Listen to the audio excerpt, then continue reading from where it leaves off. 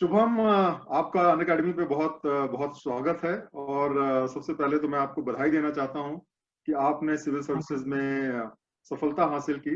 और आपने जो है एक अच्छी रैंक जो है सिविल सर्विसेज में हासिल की। तो सबसे पहले मैं आपसे ये पूछना चाहता हूं कि जब आपको रिजल्ट आया तो आपको कैसा महसूस हुआ, कैसा आपको लग रहा है इस समय ये सिलेक्शन होने के बाद में? Thank you sir. काफ़ी खुशी हुई थी। एक्चुअली मैं घर पे ही था, तो घर पे घर वालों के साथ बैठ करके मैंने रिजल्ट चेक किया था। एंड जब वो नाम आया शुभम कुमार वो होली पीडीएफ में, तो बहुत खुशी हुई। मेरे घर वाले उछल गए थे। एंड काफ़ी काफ़ी खुशी हुई थी। हाँ, बहुत अच्छी बात है। तो ये खुशी एक्चुअली मुझे याद दिलाती है कि जब मैंने अब से करीब जो है 30 साल पहले 1989 में जब मैंने दिया था, तो मेरी भी जब सिलेक्शन हुआ था तो बिल्कुल मुझे याद है कि कैसे मैंने फोन करके अपने पेरेंट्स को बताया था। तो मैं इस बात को महसूस भी कर सकता हूँ कि आपको बहुत अच्छा लगा होगा यस। इसमें सिलेक्शन के लिए। तो इसमें मैं आपसे ये जानना चाहता हूँ कि आपने कैसे जो है ये सिविल सर्विसेज की तैयारी की, मतलब। और आपका मैंने बैकग्राउंड देखा तो आप कटिहार से आते हैं बिहार में, और उसके बाद में फिर आपने आईआईटी में पढ़ाई की, आईआईटी बॉम्बे में गए, आपने सिविल इंजीनियरिंग से आपने जो है अपनी इंजीनियरिंग की तैयारी की। तो किस समय आपको ऐसा लगा कि आपको सिविल सर्विसेज की तैयारी करनी चाहिए, और किस तरीके से आपने तैयारी की? कुछ अपनी जर्नी के बारे में आप बताएंगे तो बहुत अच्छा रहेगा। एक्चुअली मैं बिहार से हूँ, तो बिहार के हवा में ही ऐसा होता है कि सब लोग बोलते हैं कि हाँ आईएएस करना है एक दिन। तो वो बचपन से ही वो सपना था कि हाँ एक दिन तैयारी करनी है। बट एक बार जब मैं आईआईटी में गया, तो वहाँ पे जाके मैंने एक्सप्लोर किया सारे ऑप्शंस। मैंने कंपनी में काम किया, मैंने रिसर्च भी किया। और जब मैं यूनाइटेड स्टेट्स में रिसर्च कर रहा था, तो वहाँ पे मैंने फाइनली डिसाइड किया कि मुझे सिविल सर्विसेज में बैठना है और इसे क्रैक करना है। क्योंकि वहाँ पे जाके फिर देखा कि कितना डेवलपमेंट गैप्स हैं और कितने अच्छे से कंट्रीब्यूट किया जा सकता है इंडिया के डेवलपमेंट और सोसाइटी के लिए। तो फिर वहाँ से वो मोटिवेशन कंटिन्यू रहा, और फाइनल सेमेस्टर से मैंने प्रिपरेशन स्टार्ट की। एंड शुरुआत में अन अकेडमी के वीडियोस वगैरह भी देखे। एंड फिर दिल्ली आकर के तैयारी मैंने स्टार्ट की, और एक फर्स्ट अटेम्प्ट मैंने 2018 में ही दे दिया था। बट वहाँ पे तैयारी नहीं थी अच्छी। फिर एक एक साल के तैयारी के बाद मैंने 2019 में सेकंड अटेम्प्ट दिया। तो आपने जैसे कि जब ये डिसाइड किया कि आपने एक कैरियर नहीं ले रहे हैं, क्योंकि नॉर्मली जो आईआईटी से लोग पास करते हैं तो सबसे पहले उनका जॉब दिमाग में रहता है कि भाई मुझे कोई भी जॉब करनी है और कोई कॉर्पोरेट में जाना है। तो क्या आपके दिमाग में नहीं आया कि आप कभी कॉर्पोरेट में जाएंगे, या कभी कॉर्पोरेट आपने ज्वाइन करने की बात नहीं सोची? डेफिनेटली सर, आया था दिमाग में। एंड मैंने सेकेंड ईयर में इंटर्नशिप भी इसलिए कंपनी में किया था कि मैं जान पाऊँ कि कॉर्पोरेट वर्ल्ड में कैसा काम होता है। हम्म। बट फिर मैं सोचा कि 2 साल मैं नौकरी करूंगा फिर करूंगा। इसमें हम्म। मेरे भैया और मेरे पापा ने समझाया कि एक्चुअली अगर करना ही है तो स्टार्ट से ही करो, जल्दी ही करो। एंड वो कंटिन्यूटी मेंटेन रहेगी अगर साथ साथ कॉलेज में पढ़ाई कर रहे हो एंड फिर पढ़ाई करना हो। तो हम्म। बाकी सारे सिचुएशन को देखते हुए मैंने सोचा कि अगर करना है तो यही करना है, क्योंकि बाद में ऐसा रिग्रेट ना फील हो कि शायद कर सकते थे। हम्म। इसलिए कॉलेज के जस्ट खत्म होते ही मैंने स्टार्ट की थी। हाँ, खैर ये तो आपने बहुत अच्छा किया, क्योंकि मैंने देखा कि कई सारे ऐसे लोग होते हैं जो बहुत बार कॉर्पोरेट ज्वाइन करते हैं और कुछ सालों तक वहां पे काम करने के बाद में ये महसूस करते हैं कि नहीं, उनको सिविल सर्विसेज की तैयारी करनी चाहिए। और इस प्रोसेस में कई बार बहुत सारा समय भी उनका उसमें लग जाता है। तो मेरे ख्याल से ये आपके फायदे में रहा, क्योंकि आपने बहुत जल्दी ही आपने इसके लिए तैयारी शुरू कर दिया, और मेरे ख्याल से आपको रिजल्ट भी काफी जल्दी आ गया। देखा जाए तो काफी जल्दी आपको इसमें रिजल्ट आ गया। तो आप मुझे ये बताइए कि जैसे कि जब आपने डिसाइड किया तो सिविल इंजीनियरिंग आपका सब्जेक्ट था, तो आपने सिविल इंजीनियरिंग को ऑप्शनल लिया या आपने कोई और ऑप्शनल सेलेक्ट किया? और क्यों सेलेक्ट किया आपने कोई दूसरा ऑप्शनल? अगर आपने सेलेक्ट किया तो क्या बेसिस था आपका ऑप्शनल सेलेक्ट करने एक्चुअली स्टार्ट में जब मैंने तैयारी स्टार्ट की, तो ऐसा दिमाग में आया कि हाँ सिविल इंजीनियरिंग भी रख सकता हूँ। तो मैंने काफ़ी सारे प्रीवियस अपने मेरे कॉलेज से टॉपर्स लोग थे, तो उनसे बात की, सीनियर से बात की।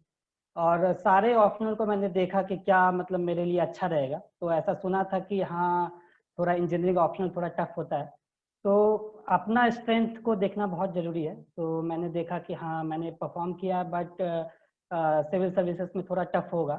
तो उसके बाद मैंने एनालाइज किया कि हाँ क्या लेना है, कितने प्रीवियस ईयर के रिजल्ट देखे, कितने टाइम, क्योंकि टाइम बहुत बड़ा फैक्टर होता है इसमें, तो कितने आवर्स लगेंगे या कितने मंथ्स लगेंगे उसको कंप्लीट करने में।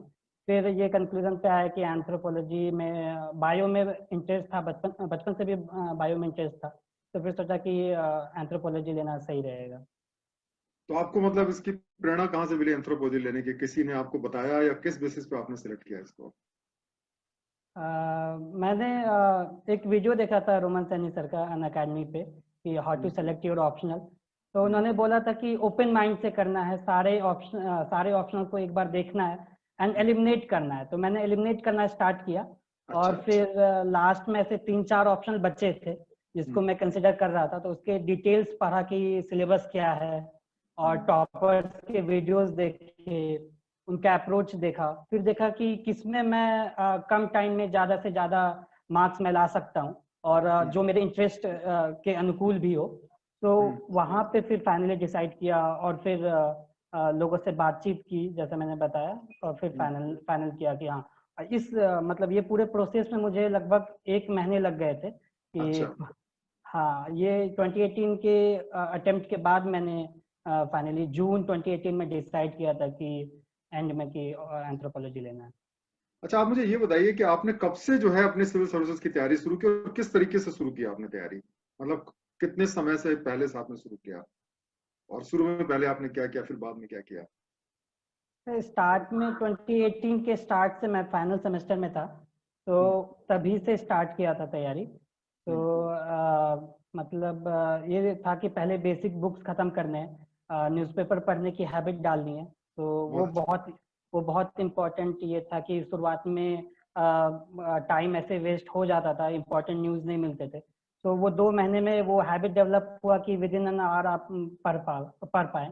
एंड फिर बेसिक बुक्स एक बार खत्म हुए तो फिर वैल्यू एडिशन पे आया कि हाँ कैसे वैल्यू एडिशन करना है।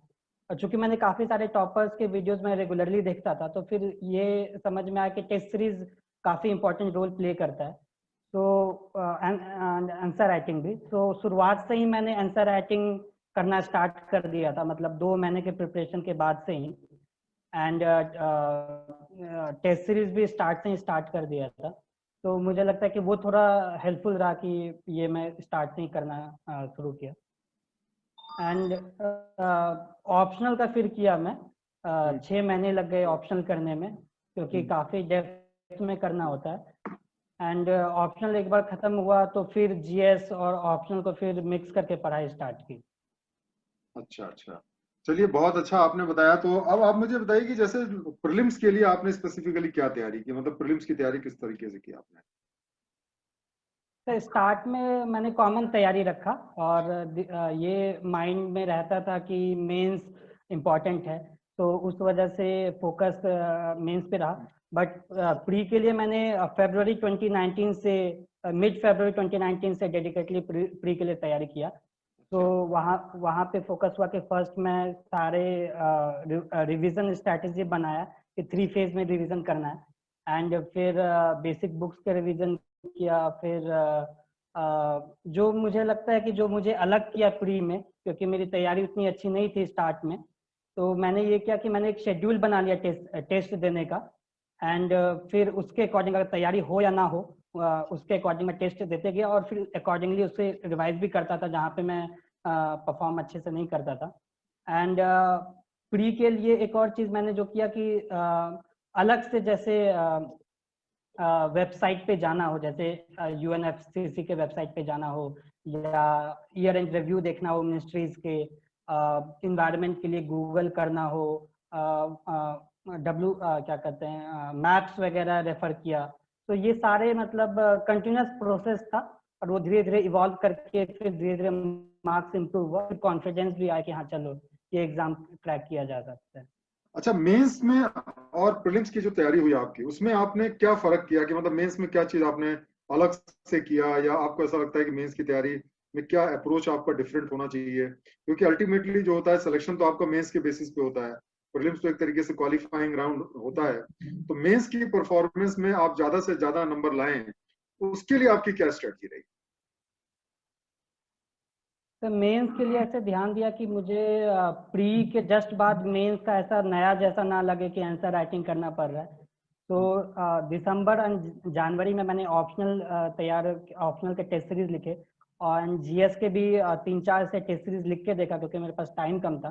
तो एक बार मेरे को ऐसे कॉन्फिडेंस आ गया कि मैं लिख सकता हूँ 150 एंड 250, 150 एंड 250 वर्ड्स में लिख सकता हूँ। तो एक बार वो कॉन्फिडेंस आया, तो फिर मैंने प्री की तैयारी स्टार्ट की। और जैसे ही प्री खत्म हुआ, मैंने ब्रेक नहीं लिया, एक भी दिन का ब्रेक नहीं लिया, क्योंकि कॉन्फिडेंट था कि मैं क्लियर कर जाऊंगा। तो 3 जून से ही मैंने तैयारी स्टार्ट की, एंड एक शेड्यूल बनाया जैसे मैंने बताया। एंड मेंस में ये इम्पोर्टेंट है कि आपके पास पॉइंट्स हो आंसर में लिखने के लिए। तो मैंने ऐसे शॉर्ट नोट्स बनाने स्टार्ट किए हर एक पेपर के लिए।